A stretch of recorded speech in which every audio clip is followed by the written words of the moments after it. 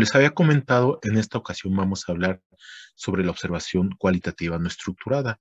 Recordemos de entrada que en lo que es el paradigma de investigación cualitativa, tenemos diferentes técnicas e instrumentos cualitativos para recolectar la información. Entre los más comunes podemos mencionar la observación participante, ya sea en su modalidad no estructurada o en su modalidad semiestructurada, que en este caso a nosotros nos interesa ahorita la no estructurada. Otra de las opciones, el grupo de discusión o los grupos focales. Sí, pero no se agota aquí, no se acaba aquí, o sea, en realidad hay múltiples técnicas, redes semánticas, narrativas, etcétera. Pero bueno, nosotros nos focalizamos ahorita en la observación participante.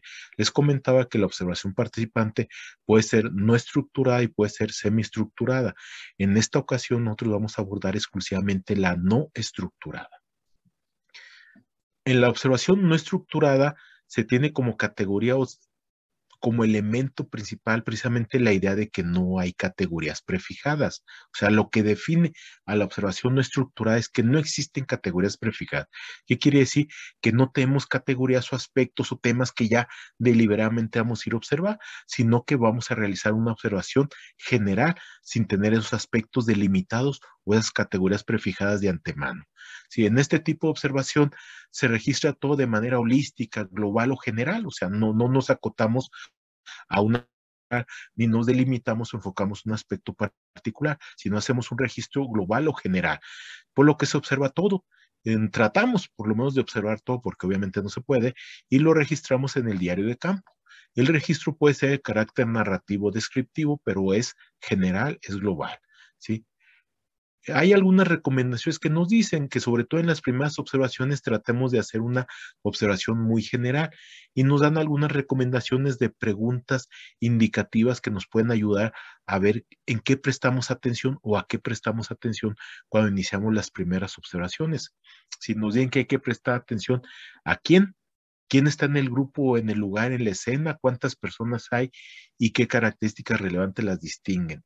También hay que prestar atención en las observaciones iniciales, qué, qué es lo que está pasando aquí, qué hacen o dicen las personas de ese grupo. Obviamente, si hay conductas repetitivas, o conductas irregulares, en qué eventos o rutinas se involucran, qué recursos se usan en estas actividades, cómo son las actividades, cómo las llaman, las explican o las justifican, cómo se comportan las personas de un grupo y de otro, cómo es esta participación o interacción entre las personas, cómo se relacionan unas con otras, quién toma las decisiones, qué decisiones se toman y a quién afectan, cómo se organizan las personas, cuál es el contenido de las conversaciones, qué temas son comunes, cuáles temas son raros o esporádicos, qué historias, anécdotas y asuntos intercambian, qué lenguajes verbales y no verbales utilizan para intercomunicarse, qué creencias revela el contenido de sus conversaciones, qué formatos siguen las conversaciones, qué procesos reflejan, quién habla y quién escucha. También hay que prestar atención al dónde, ¿sí? ¿Dónde está ubicado el grupo o la escena que se está desarrollando? ¿Qué ambiente o situación física forman el contexto? ¿Cómo está ubicado el grupo en el espacio? ¿Y cómo usa los objetos físicos? ¿Cuándo suceden las cosas? ¿Cuándo se reúnen e interactúan los grupos o el grupo? ¿Qué tan frecuentes son estos encuentros y cuánto duran? ¿Cómo conceptualiza o se distribuye el tiempo? ¿Cómo ven el pasado, el presente y el futuro? ¿Cómo? Hay que prestar atención también a cómo se interrelacionan los elementos que ya identificamos, cómo se mantiene la estabilidad, cómo se originan los cambios, cómo se organizan los elementos, qué reglas, normas o costumbres gobiernan esta organización social, cómo se conceptualiza y distribuye el poder, cómo se relaciona este grupo con otros grupos, organizaciones, instituciones, ¿por qué? ¿Por qué opera el grupo como lo hace? ¿Qué significa atribuir a los participantes? ¿A lo que hacen? ¿Cuál es la historia del grupo? ¿Qué objetivos se articulan dentro del grupo? ¿Qué símbolos, tradiciones, valores y formas de ver el mundo se encuentran en el grupo? Les recuerdo, estas son simplemente preguntas indicativas. Son preguntas que nos pueden servir de guía. No se trata de que si yo llego a hacer el registro de esa observación participante no estructurada, a fuerzas responda a todas las preguntas. No, las preguntas son simplemente para indicarnos lo que podemos registrar y vamos a tratar de registrar respondiendo sobre todas las preguntas generales. ¿Quién? ¿Qué? ¿Dónde? ¿Cuándo? ¿Cómo? Eso es lo que va a hacer. En otras palabras, las primeras observaciones iniciales mediante una metodología observacional no estructurada es relacionar o interrogar al contexto, a la realidad y poder responder a las preguntas de en este lugar y en esta situación, quiénes participan, qué hacen, dónde lo hacen, cuándo lo hacen, cómo lo hacen y por qué lo hacen. Esto nos llevaría a tener un primer producto de la observación no participante estructura, que es la caracterización del contexto de los participantes. Es el primer producto. Vamos a caracterizar a la situación, al contexto, a los escenarios y a los participantes. Y segundo, en este primer acercamiento al campo de manera holística, con esta serie de preguntas indicativas que podemos o no tomar como referentes según lo consideremos, también vamos a identificar ya ciertas situaciones iniciales de potencial interés. Vamos a decirlo así, vamos a identificar las primeras categorías que pueden darse en ese lugar. En la observación estructurada, ya dijimos, no hay categorías prefijadas, o sea, por eso entramos en generalidad o tratamos de hacerlo, pero en el camino que estamos en la observación vamos construyendo las categorías. Ya dijimos que las primeras categorías salen después de varias observaciones iniciales. Esto le llamamos categorías provisionales in situ, o sea, son categorías que se construyen en el propio campo. Pero ¿por qué decimos que son provisionales? Porque según vaya yo avanzando, esas categorías pueden modificarse. Entonces, no son las definitivas. Por eso decimos que son provisionales. No son definitivas hasta que no cerremos el trabajo de campo y cerremos el análisis. Mientras son categorías provisionales, pero que nos sirven para ir avanzando. Y eso nos ayuda a ir delimitando y precisando el objeto de investigación.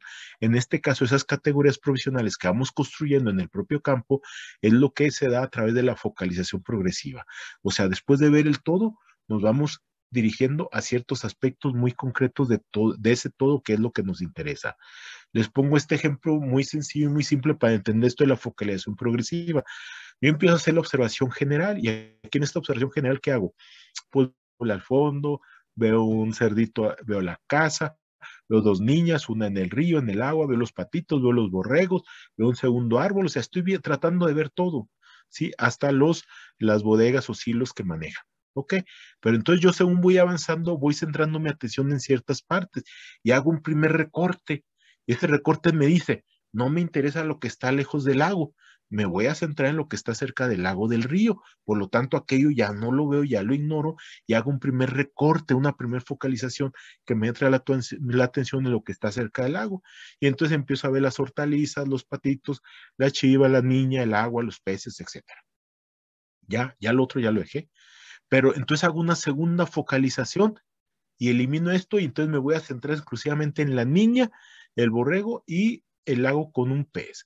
Y ese es la forma en que yo voy delimitando la realidad para llegar a construir esas categorías provisionales. ¿Sí? Estas categorías provisionales van generando ciertos supuestos de por qué sea de esa manera. Y según vamos avanzando en el camino, vamos intentando contrastar, ¿sí?, esos supuestos con la realidad. Entonces vamos recolectando información y vamos haciendo análisis. Esta parte de tratar de responder a los supuestos que yo voy generando en el campo y luego centrar mi atención en esos aspectos que me pueden ayudar a contrastar y a decir que sí o no el supuesto por el que yo voy trabajando es lo que llamamos muestreo teórico. Entonces, el muestreo teórico, ya sea de personas, de situaciones o de momentos o de escenarios, tiene que ver con los supuestos que yo voy generando. Y entonces, como yo quiero contrastar mis supuestos con la realidad y ver si es cierto por donde yo voy caminando y lo que yo voy suponiendo es adecuado, entonces por eso selecciono. Y a eso me refiero con el muestreo teórico. Selecciono esas partes, esos escenarios, esos sujetos para poder contrastar mis supuestos y seguir adelante. Para hacer nuestro registro podemos utilizar varios instrumentos. Normalmente, pues es el diario, sí, o sea, ese es el que tenemos que hacer pues, casi por fuerza. Investigador, como ustedes quieran llamarle, les recomiendo una libreta de pasta francesa y que sea su diario personal, no nada más ustedes lo vean, o a lo mucho si son estudiantes, su tutor, fuera de ahí nadie más debe verlo. Por algo se llama diario, ¿va? Como si fuera un diario personal. También podemos hacer notas de campo nada más y después transcribirlas con más calma. Podemos también registrar anécdotas de cosas que hayan sucedido o inclusive incidentes críticos, situaciones complicadas o problemáticas, las registramos todas. ¿Sí?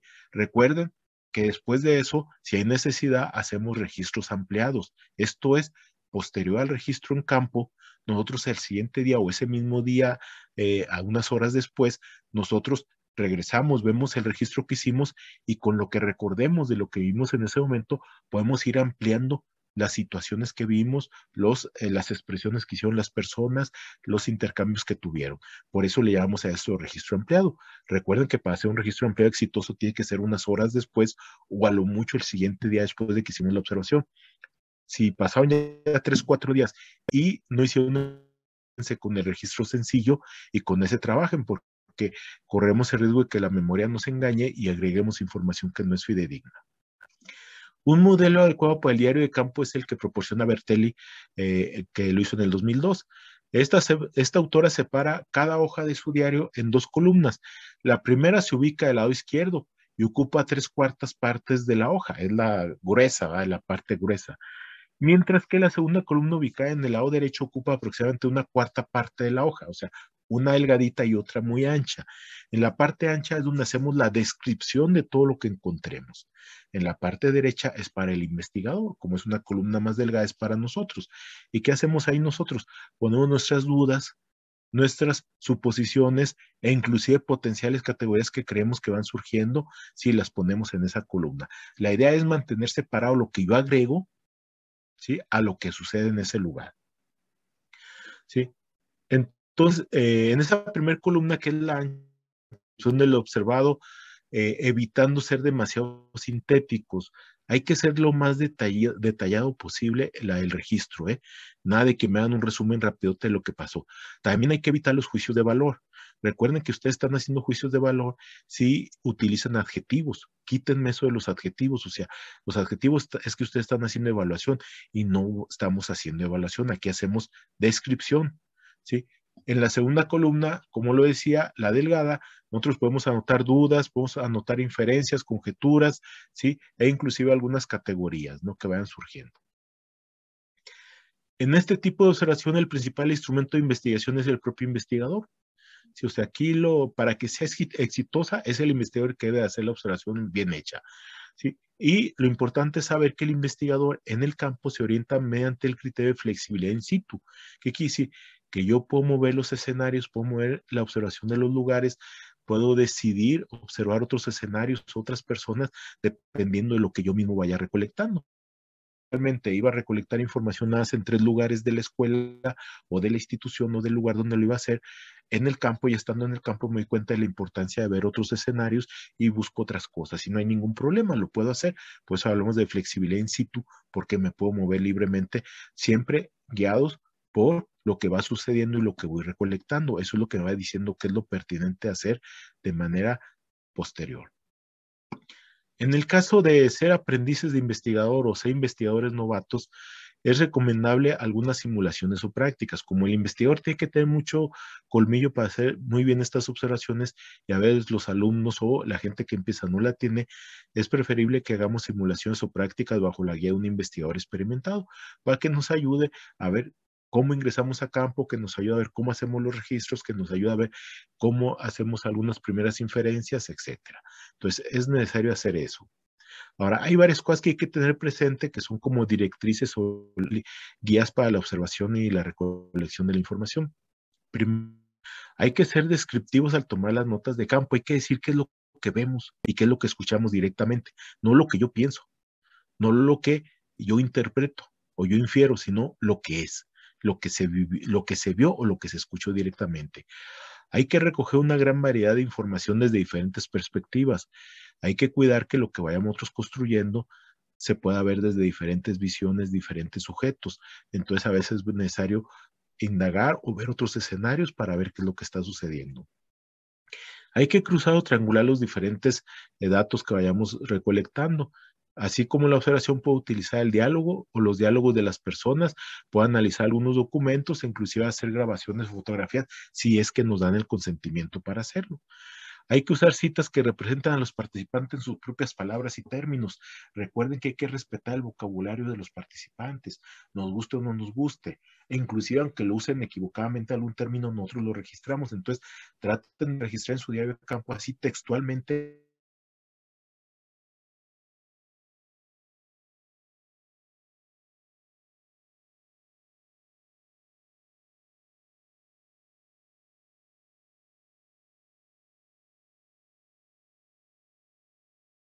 personas que saben más que otras.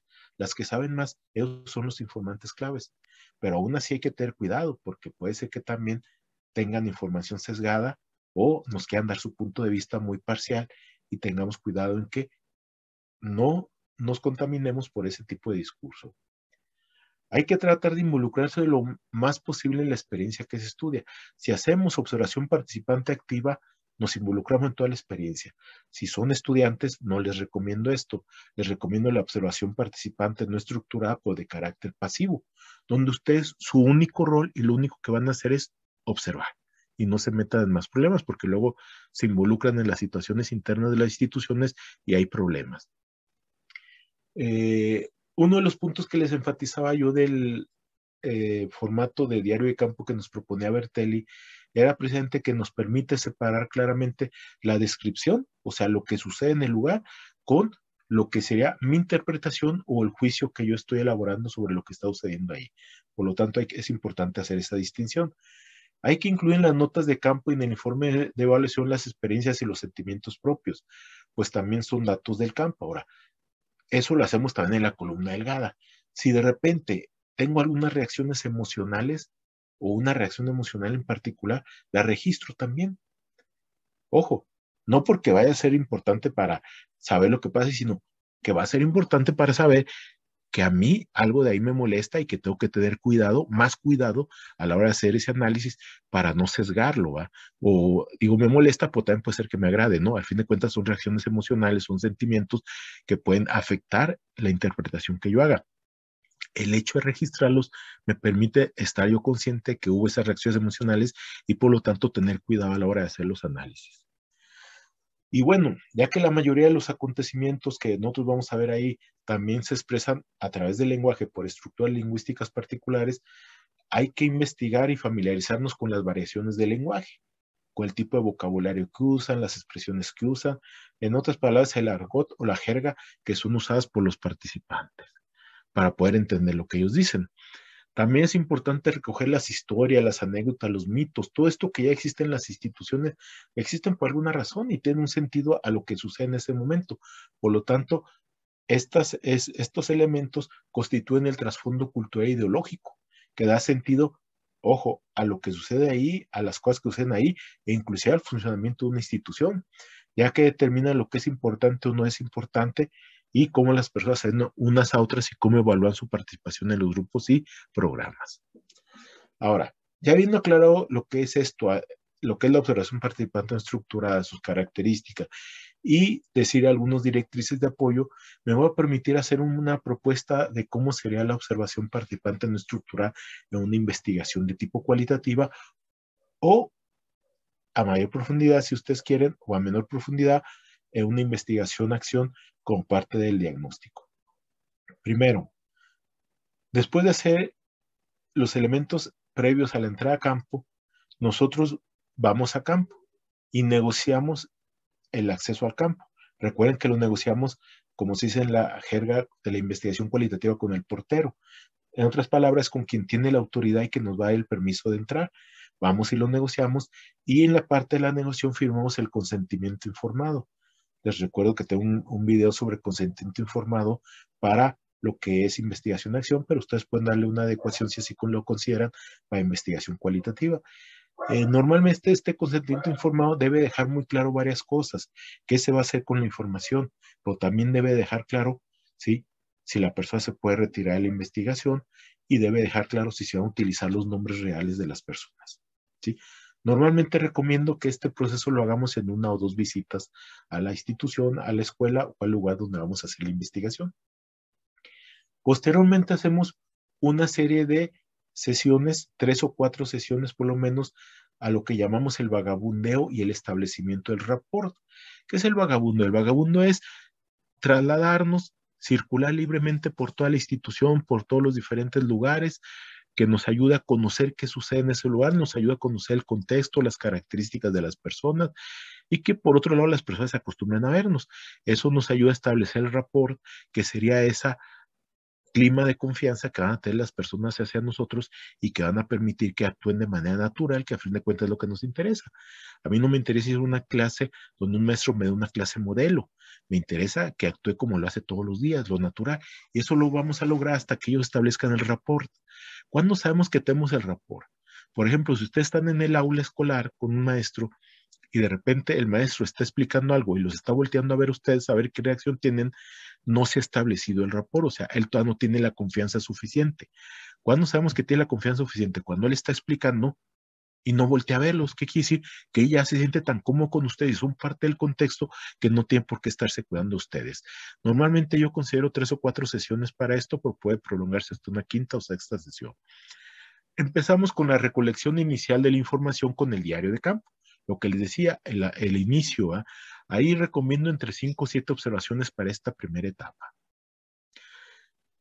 Cuando hagamos este paquete de observaciones, nos sentamos a hacer el análisis de la información, construimos categorías provisionales. Lo dejo aquí, ya en otro video explicaré lo que es la construcción de categorías y cómo se hace. Los que no lo saben, los que ya lo saben, pues ya sabrán de lo que estoy hablando. Entonces, hacemos construcción de categorías provisionales, las primeras categorías. Y nos vamos a una segunda etapa de recolección de la información. Seguimos recolectando la información. Entre 5 o 7 observaciones son buenas. Ahora sí, nos retiramos y hacemos el análisis de la información, construimos categorías provisionales otra vez y ojo, contrastamos las categorías provisionales que sacamos aquí con las categorías que habíamos construido antes, que fueron construidas previamente, las contrastamos y hacemos las modificaciones y arreglos que haya necesidad de hacer. Entonces, ahora sí, estamos en condiciones en este segundo paquete de categorías construidas de poder elegir y elaborar instrumentos mediante técnicas semiestructuradas. O sea, este es el momento en que yo puedo construir las guías de entrevista para una entrevista focalizada. O puedo construir la guía del moderador de un grupo focal.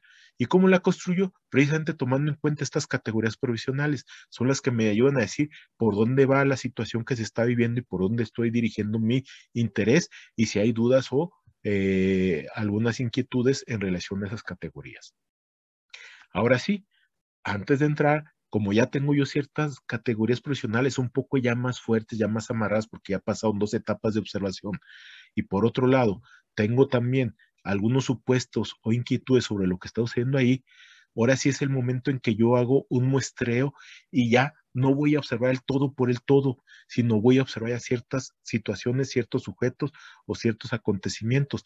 A esto le llamamos muestreo. Entonces yo empiezo a seleccionar o personas o acontecimientos, situaciones, escenarios y hay 2 formas de hacerlo. Bueno, hay muchas formas, muchos tipos de muestros. Yo recomiendo 2.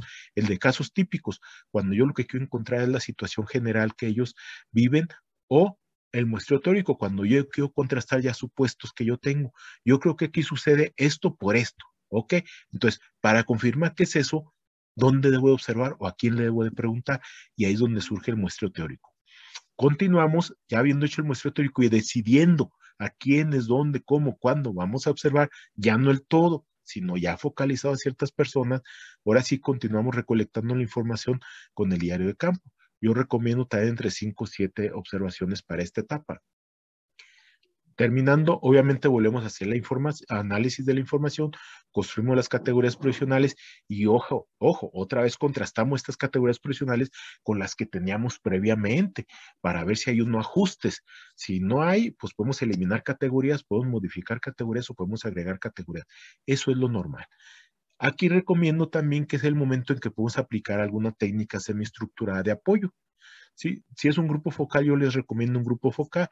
Si es un análisis de documentos o entrevistas focales, les recomiendo entre 2 o 3 entrevistas focales. Y obviamente aquí hacemos el análisis de la información y construcción de las categorías definitivas. Si hay necesidad, nos vamos a otro bloque de observación. Si no, lo cerramos aquí. ¿Cuándo sabemos si hay necesidad de cerrarlo? Cuando hay saturación teórica. ¿Qué quiere decir? Que después de haber hecho un bloque de observación y yo construí mis categorías provisionales de ese bloque de observación, vemos que esas coinciden totalmente con las categorías provisionales que yo ya tenía previamente. Cuando coinciden, hay saturación teórica, a ese momento de retirarnos del campo. Pero si cuando yo tengo unas categorías previas y luego construyo categorías provisionales del nuevo bloque de observación y veo que no ajustan y que tengo que hacer modificaciones, ajustes, eliminar o agregar, quiere decir que todavía no hay saturación teórica y tengo que regresar a campo y hacer otro bloque de observación. Ahora sí, ya cuando haya saturación teórica, nos retiramos del campo. Puede haber con esas 3 paquetes de observación que les dije yo, o puede haber un cuarto o quinto, dependiendo qué tan complicado sea el proceso observacional. Y ahora sí nos vamos al paso 13, que es de estructuración categorial final. Yo voy a construir la estructura categorial de mi investigación. ¿Y eso qué implica? Tengo que revisar categoría por categoría, a ver que están bien hechas, veo si algunas se relacionan, veo si hay necesidad de abrir tipologías, si hay necesidad de establecer dimensiones o subcategorías, o inclusive si hay posibilidad de abrir metacategorías porque van a englobar una a varias. Y ahora sí, pasamos al siguiente paso, que es la disposición y o transformación de la información, el modelo de relaciones intercategoriales. Cuando tengo mi estructura categorial compuesta por 7, 8, 10, 15 categorías, 12, entonces ahora sí, viene la parte importante, cómo se relacionan entre sí cada una. Hay diferentes formas de buscar las relaciones entre ellas. Yo les recomiendo hacer un modelo, inclusive hacerlo gráficamente, para entender cómo se relacionan unas con otras, ¿sí? Y obviamente viene la triangulación teórica, si es cuando nosotros vamos a buscar teoría que vaya en la misma línea de nuestras categorías o del modelo de relaciones intercategoriales, ¿sí? Y llegamos al punto 16, obtención y verificación de conclusiones, ¿sí? En esta parte, nosotros tenemos ya conclusiones de un modelo y vemos cómo esto se puede interpretar en un contexto más amplio. Si esto que sucedió aquí, que yo estoy viendo esta investigación, se relaciona con un marco normativo, un marco referencial o un marco teórico o un marco político, histórico, y me ayuda para vincular lo mío a ese marco general, ¿sí? Y ahora sí, cerramos la investigación. Esos pasos que yo les puse serían básicos para un estudio etnográfico, cuasi etnográfico o inclusive para un estudio de caso.